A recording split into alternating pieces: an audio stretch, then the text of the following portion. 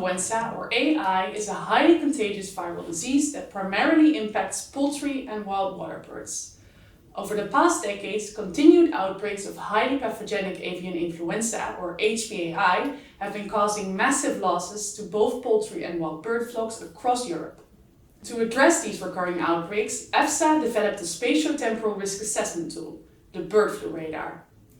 This tool assesses the probability of HPAI introduction among wild birds by integrating outbreak data from EU member states with migration routes and spatial patterns in abundance of 12 wild bird species. To understand how the tool works, we recommend watching our introductory video. In this video, we'll take a closer look at the underlying base models of the bird flu radar, and we will share updates on 5 key areas of development. Firstly, the additional wild bird species. 2. Changes to the abundance model. 3. Changes to the movement model. 4. Steps towards the integration of the abundance and the movement model. And 5. The addition of a new poultry model.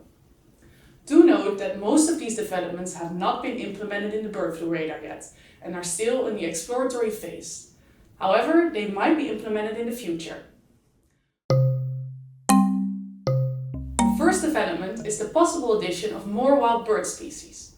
Currently, the bird flu radar includes 12 wild bird species. These species account for 89% of European ring recovery data for waterfowl and include many of the most widely distributed EFSA target species. To improve the model's usability in light of the current epidemiological situation, we proposed 13 additional wild bird species for the model, selected based on their ecological and their epidemiological traits.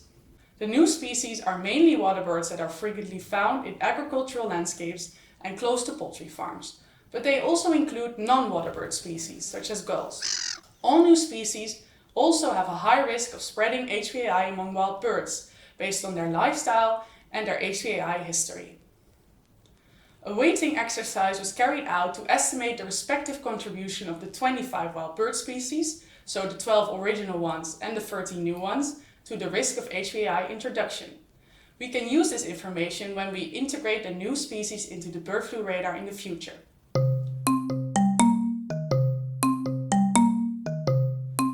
Before we dive into the exploratory work that has been done to the abundance and the movement models, let's briefly explain these 2 base models of the risk assessment model of the bird flu radar.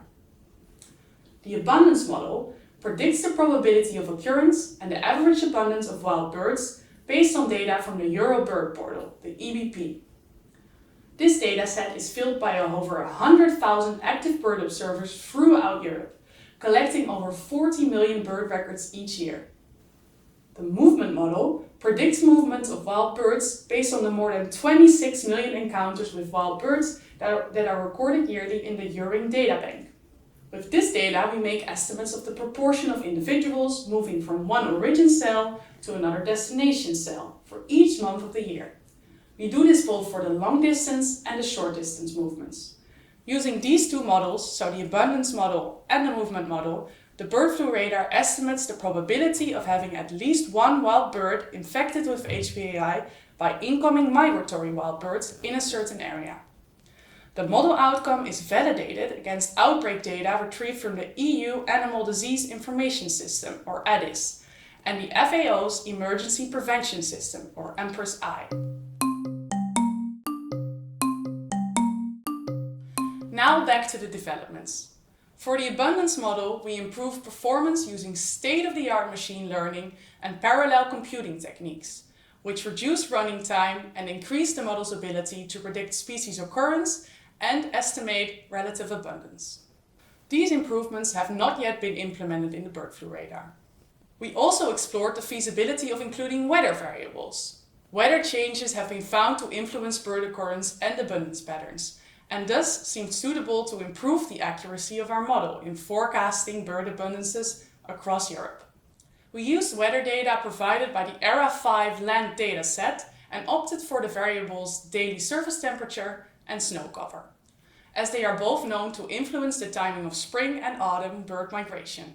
While the weather variables didn't significantly improve model accuracy or explanatory power, the variables both had a high value of importance in the models. This indicates that dynamic weather variables do have an influence on the modeled predictions of birds and suggests potential for future refinement. These explorations also have not yet been incorporated into the bird flu radar.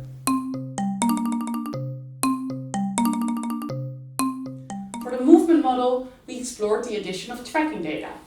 Tracking data are location data generated from miniaturized tracking devices attached to wild birds. These data were downloaded from MoveBank. The tracking data we used came from GPS tags and from Argos satellite tags, which both provide continuous information on location. On average, the integration of these tracking data either improved or had no effect on the model estimates. The effect varied considerable by species, month, or destination cell, likely due to dataset size and geographic coverage of tracking studies. Increasing the geographical spread of tagging locations would improve this. We also improved the methods for modeling the long-distance movements by accounting for spatial variation in detection probability, making the estimates more realistic.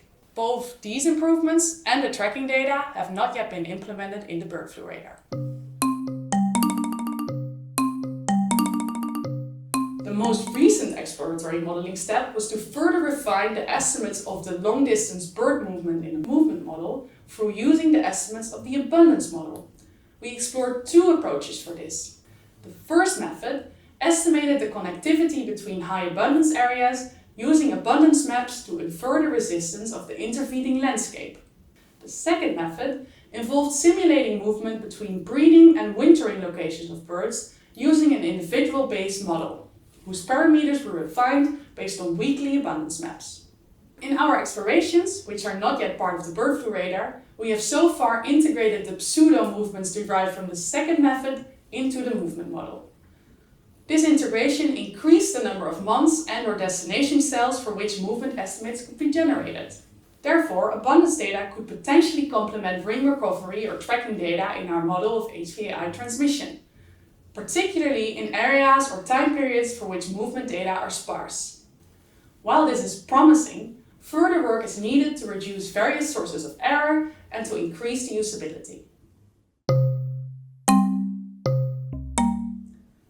In addition to the previously mentioned updates and explorations for the two base models, we have also developed a model to assess the risk of HVAI introduction and establishment in poultry. For this, we used a similar method as in the wild bird model. We estimate the weekly probability of HVAI introduction in domestic poultry flock because of infected wild birds. This is done by combining two probabilities. Firstly, the probability of HVAI entry from wild birds into the poultry flock, and secondly, the probability of HVAI establishment in the poultry population. We computed the model outcomes across 12 different poultry farm types. Farm types were defined based on their production type and poultry species. So far, the poultry model has been tested in a case study with data from Italy and from France. The model performances from Italy were good, while the results from France were more mixed. These results indicate that future work is needed to adjust some of the model parameters and to improve the model performance before the poultry model can be used more widely. Now you know about all the explorations and improvements to the bird flu radar that have been going on behind the scenes. In the future, we hope to implement some of these, as well as further develop the abundance, the movement and the poultry models. There is, however, an improvement that is already live. As of this summer, the bird flu radar predicts 2 weeks ahead instead of 1.